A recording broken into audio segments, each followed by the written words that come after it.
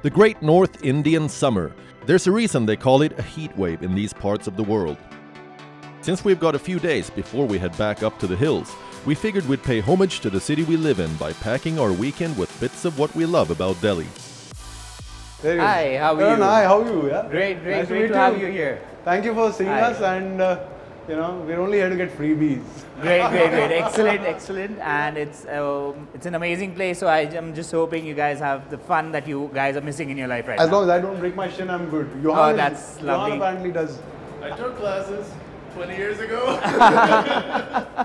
But that's really nice. We've got trainers and marshals over here. Perfect. They can guide you, train you, and help you get accustomed to the ice. Perfect. Yeah. So why don't we try it? Yeah? Yeah. All right. Come on. Established by the Bird Group in 2011, ice skate is Karan Rai's brainchild. By any yardstick, building an all-year-round ice skating rink in a city like Delhi isn't the easiest thing to do. Today, not only has ice skate introduced Delhiites to the sport, but the country's only venue for ice skating, figure skating, and ice hockey championships. What a setup Yes. you have, man. I mean, I knew, of course, I'd heard about ice skate, but I had no idea it was going to be, I don't know, just to see it in the flesh is something else. Exactly. So it just started with a dream of having an option of an ice skating rink in India, an indoor natural ice skating rink. And in December 2011, we started this concept here. It's seen a lot of things. In the first year, we were actually just wanting to understand, is it actually feasible to have an ice skating rink on top of a terrace in a mall? Yeah. Wherein the temperature is 48 degrees. Look at these guys. These guys are really good, yeah. Yes, so we support the three sports of figure skating, speed skating and ice hockey. Two of the players right now that you see in front have played nationals for India. We have a permanent player who's part of the ice hockey team. We're supporting the team with fundraising campaigns, with respect to promotional campaigns throughout the year. India, there's immense talent, there's immense potential in kids, specifically with respect to sports. And to make any sports kind of popular, you kind of need to have a place to see it. And what better place there is than ice skate here. Well, I mean, I'm listening to you, but I'm transfixed by what these guys are doing. Yeah? It's really moving fast. I used to roller skate a bit when I was a child, but this is a different cup of tea altogether. Yeah? Yes, ice hockey is one of the fastest games in the world. Yeah, because I mean, I've always wondered, if you watch an ice hockey game live, can you even see the puck? Yes, it requires a lot of training. It's tough, right? It's black too. I know, yes. Like you probably watch it, it's probably much better to watch on television, because at least you know what's happening. Yeah, but it's a thrill to kind of watch a match live. I'm sure. And it's amazing, and the kind of energy this game has, because everyone just gets Fast-paced, captivated. huh? Yes, Boom, it is. yes. It's really amazing. It's like a contact sport also, isn't it? It's almost like It American is, football, like they it whack is. each other also. Of course, there is a lot of brutality with the sport. And that But kind Indians of... show quite good sportsmanship. No, they don't really get into fist fights and that when they're Oh, on the you ice, should do see they? the Indian No? national team. Yeah, go for it, bro. Yeah. I'd love to see that. You want to play some ice hockey with these boys Yeah. and see how sort of gentle they are? I mean, Oh no, when they that'll get... make for a great sequence. Go for it, Johan. Come on. You didn't even fight Kanishk, bro. Well, anyway, Johan told me that he can ice skate. He does that all the time. So I've never ice skated. So You should actually have a go at it. we're going to have a go. Where is it Great. going to start? Soon Let's going to go. start now. It's going to start in the next 5 minutes. Chalo, theek. Get your skates on. go. Yeah. To be able to ice skate in a place as hot as Delhi gets in the summer was something I didn't think was possible. In Sweden, it was a mandatory part of physical education to learn how to do this in the winters. Then we had to be outside in the freezing cold. While here at this indoor rink, the air was lightly chilled, no need for even a jacket. As it seems, the knowledge was still there a good 20 years later. Although my balance wasn't the greatest on these skates, I was able to make my way around the rink fairly well. Ice Skate regularly hosts training camps and competitive events. According to Karan, the establishment has also sponsored training, equipment and travel to competitions for talented athletes. Karan and his team are obviously committed to growing the sport in the country.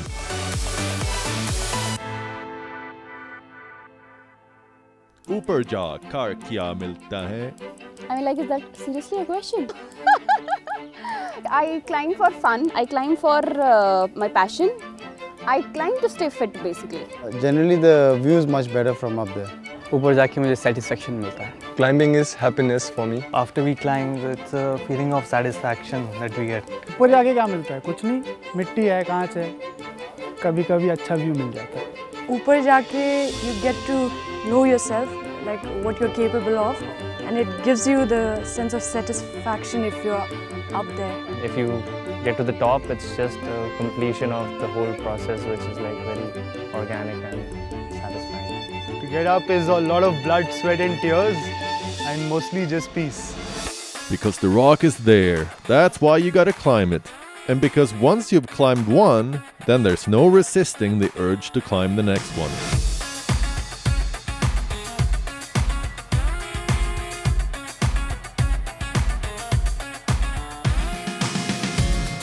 I had no idea Delhi had natural rock formations, let alone such a thriving bouldering community.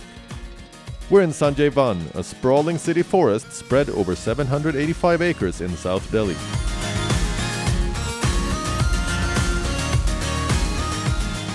I've known Tenzing Jamyang for many years now. Jammy, as everyone calls him, has emerged as the self-styled leader for the climbing community in India. For the last 3 years, Jammy has been organizing the country's only bouldering festival in the remote recesses of Suru Valley in Ladakh. There, in the far-flung boulder fields of Zanskar, Jammy and a cross-section of climbers from all over the world tackle boulders, some of which have never been climbed before.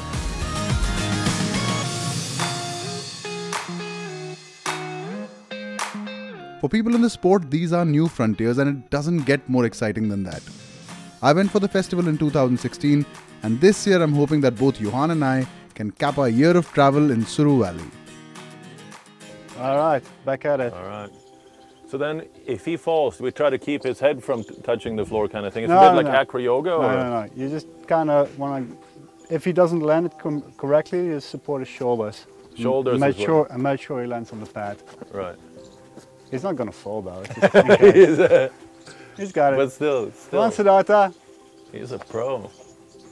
So how long have you been climbing for? How long have you been doing this for? About 5 years now. 5 years? I started in the Netherlands.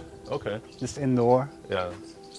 Because there's not a lot of mountains there. But then climbing outside is obviously, that's like the real deal. No? Yeah, climbing outside is much more fun. How do you find it climbing in India versus, like here in India versus in Europe? Well, there are some beautiful spots out here. Yeah. If you go down to Hampi, for instance. Right. It's amazing. Famous so for the much, boulders, yeah, you know? there's so much to climb there. Yeah.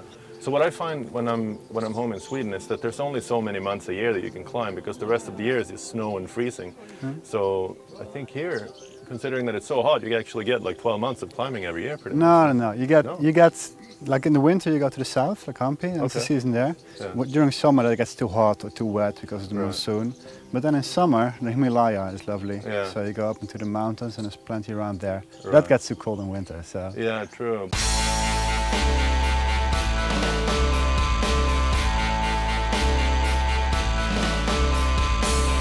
Sandeep Maiti is one of the most celebrated climbers and bouldering experts in India. In 2013, Sandeep became the first Indian to compete at the International Federation of Sport Climbing Bouldering World Cup and continues to represent the country at the Asian and World Championships.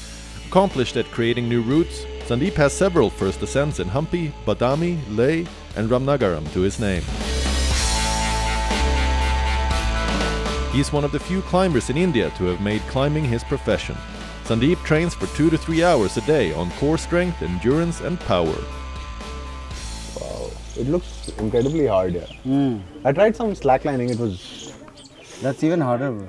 Harder than like climbing? this, yeah, this line, no, especially. Very because hard. it's a narrow line and it's pretty loose as well. Because otherwise it's thicker and it's much tighter. And it's a little lower. It's a little lower. Maiti, how long have you been climbing here? 12 years. 12 years, huh? Yeah. Where did you sort of travel last for like a competition? No, abhi I went to climb outdoors. Hampi mein tha. Achha, in Hampi, okay. Hampi, yeah. But last, you've represented the country Yeah, also? represented India in Mumbai mein World Cup hua tha. Achha, Second World Cup took place in July. Where did you finish? I finished 36. 36 out of how many competitors there? There are like around 50 above. 50 of you, huh? Yeah. So the guys are from abroad are obviously sort of, they've been doing it for a long time. Yeah. From all over the world, the best, bro. It's like how it's like the Grand Slam of climbing, no, basically. So There's like what 12 World Cups in a year? 8 World Cups. 8 World Cups in a year around the globe. I see. So then now India is on the circuit, but they had two World Cups and Matthew was there in both of them. We are hoping to make it for your bouldering festival in Suru this year. Ah. I was telling Johan about it, and as a matter of fact, we wanted to go there first, but we couldn't make it in time. But this year, because that is a phenomenal location. Yeah. But I mean, pretty crazy. yes, but I mean, I'm quite amazed that I have seen people climbing rocks in Hyderabad. Yeah, it's pretty big in Lots of Hyderabad, rocks in Hyderabad, but in Delhi, I thought there's no outdoorsy life whatsoever. No, but like in Delhi, there's some areas. I think it's got like the best highball climbing. Like highball is like when you climb something above like 25 feet, maybe. Like without any safety. Been there, but like nobody's like. तो तुम लोग क्या Google Earth पर देख के पहुंच रहे हो वहाँ पे? Literally. Sometimes like from information from last year. Maurice, don't bully the pup.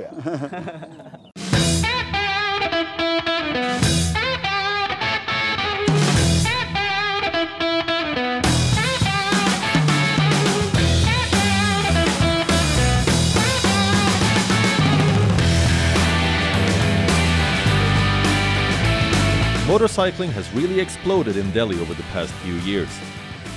Like most enthusiasts in the city, Miraj and I are planning to ride a loop from South Delhi past Tughlakabad Fort towards Surajkund village.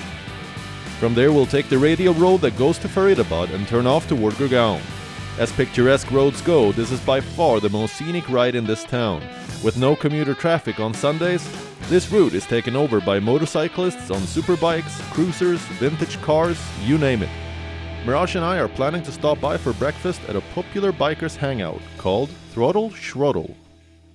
Quite a wild ride, huh? I mean, for Delhi, Delhi, there really is no empty road besides this Gurgaon, Faridabad stretch. Well, yeah, there is quite a lot of traffic jams going back and forth to work, which is most of my riding, to be honest. So, I mean... yeah, you go to work on your motorcycle. I ride to work, yeah. Yeah. But what a scene, huh? Look at these riders, man. So many groups. It wasn't like this till like 3 years back, Really? It just really caught on. It's been a great ride, but unfortunately, I mean, great as the biking scene is, I can't wait to sort of get away from it. I'm a little afraid of riding in groups. It's really hot now too, man. Don't I'll tell you what, do you want to go for a swim? Yeah, well, I mean, it depends, man. Not if it's Yamuna River. No, but you know what? I heard about this lake in the Aravallis. Yeah. And it sounds too good to be true because Delhi, there's really, and especially Aravallis are dry, the water table is down. Yeah. But apparently there's a gorgeous lake. You want to go check it out? Yeah, man, we should definitely do that. We have one of those in my hometown too, and it's a great place to I'm go sure it's for the exactly summer. like that. I wouldn't be surprised if it was. Exactly like that. Sweden and Hilarious. It would be hilarious if it was. No, we should go there after this, yeah. Okay, kuch nashta? You want to eat something? Yeah, let's have a breakfast. Order something, then let's get out, let's ride out. And let's get back before the sun's on our heads. It's going to get really warm. Yeah. And my bike's getting quite hot. Well, I mean, at least you have some forest coverage over yourself. I mean, I'll get burnt right away, man.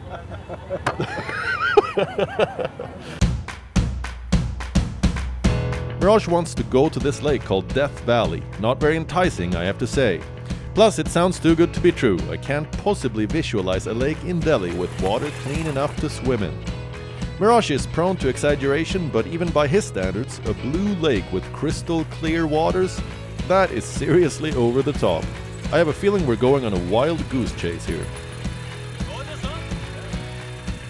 Well, the Thunderbird will go everywhere. Yeah, man. I mean, I thought about it. I don't have to worry if I put a little dent on it either, so... No, I just parked up there, man. Yeah, There's no question. Probably a good call, man. That bike is really low. What a gorgeous lake, yeah. What a gorgeous lake. You fancy taking a dip?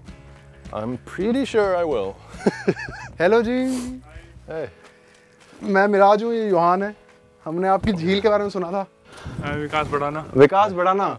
This is Johan Kastel. Hi, Nice to meet you. विकास ये मतलब आप यहीं के पास में हैं? किधर से? Anantapur village. वो जिस गांव से the village we rode through. अच्छा, वो क्या सुंदर झील है ये. We got to know about it and somebody told us, but हमने कहा यार दिल्ली में कहाँ से होगी? तैरते हो आप इसमें?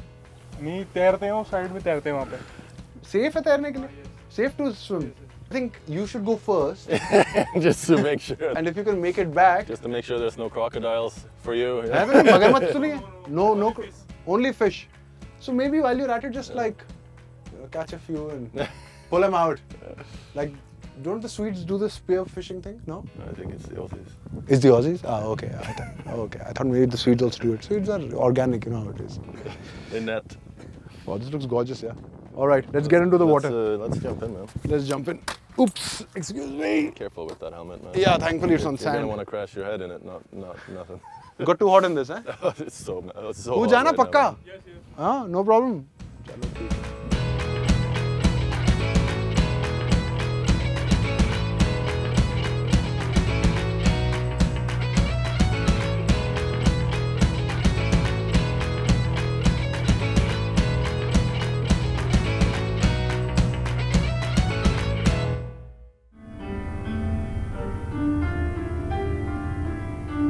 Arjun Sagar Gupta trained to be an engineer, but never lost sight of his deep-rooted passion for jazz music. I see trees of green,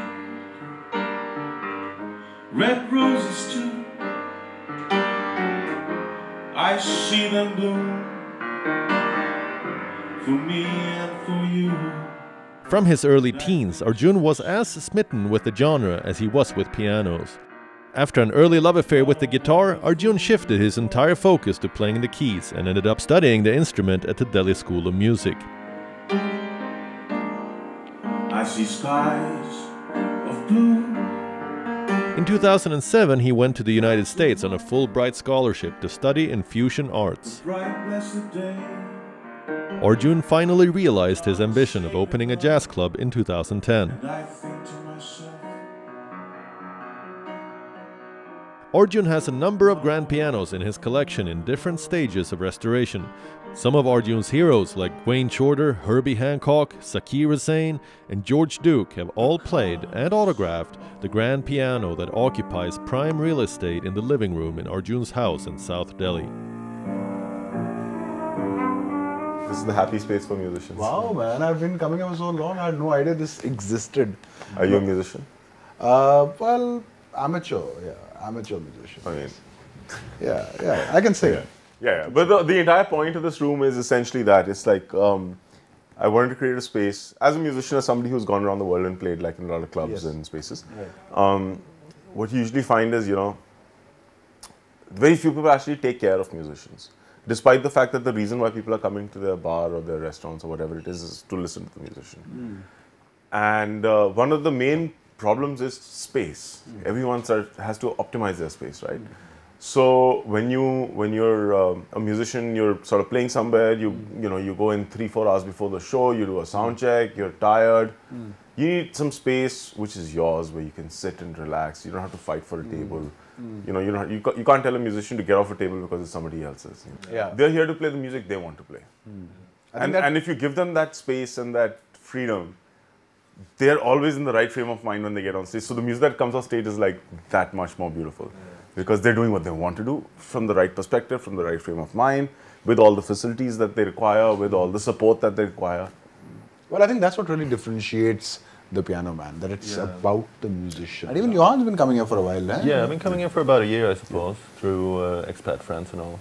And I didn't know that you had like this kind of like jazz scene in Delhi at all until I found this place. It seems like it's very different from other places in Delhi. But listen, there wasn't really much of a, there wasn't a dedicated jazz space in Delhi, was there? Or was there? Maybe back in the day. So people have tried. A lot of people have tried. There was I think in the Maurya, the piano bar or something. Yes, but, we're talking, when you talk about, the piano. No, but more recently, I remember A.D. Singh had launched a restaurant called The Love Hotel. Yes. And they had brought in two of my favorite musicians in the country, Sonia and Harmeet. Right. Fabulous singer, fabulous pianist.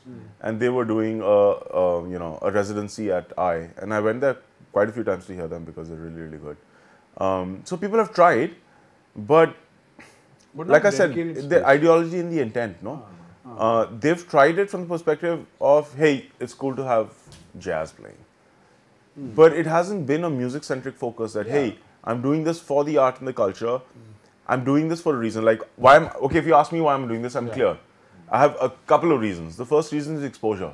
I want to create a space where we're the seeds of exposure for different styles of music, primarily jazz and other styles of music, where people can come in and experience something that they might not have the opportunity to do otherwise in the city. But seriously, what is the band that we are listening to today? Which is you said you are an Austrian trio. Oh yeah, David Hellbach trio. So there's Raphael on bass. Right. Raphael is playing this ukulele bass, okay? So he walks in and You know, he pulls out this little case and he pulls out the uke bass.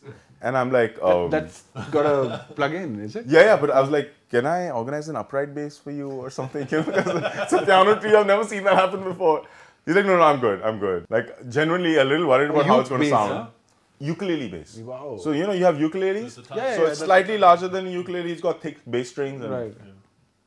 You wouldn't imagine for a piano trio somebody being able to use that as a full range instrument. I would have thought it would be a double bass or something. Exactly, an upright bass, a double bass, contrabass. So then he plugged it in and he had his pedals and all for a little bit of like EQing, and then he started playing it.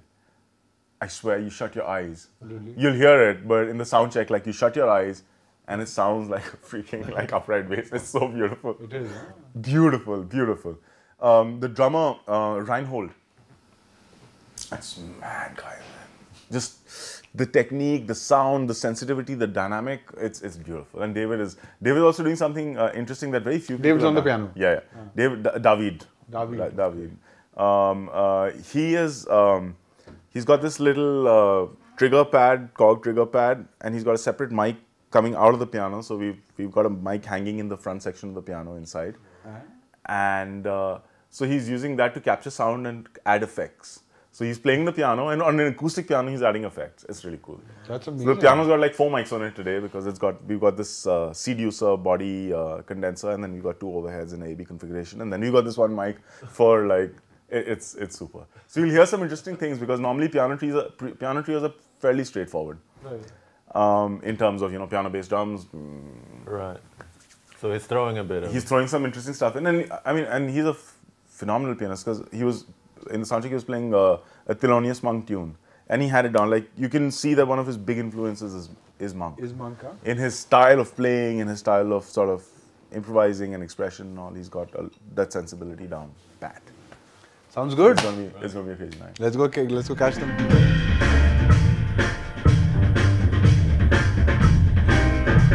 Piano Man was born and quickly became the finest venue for live gigs in Delhi.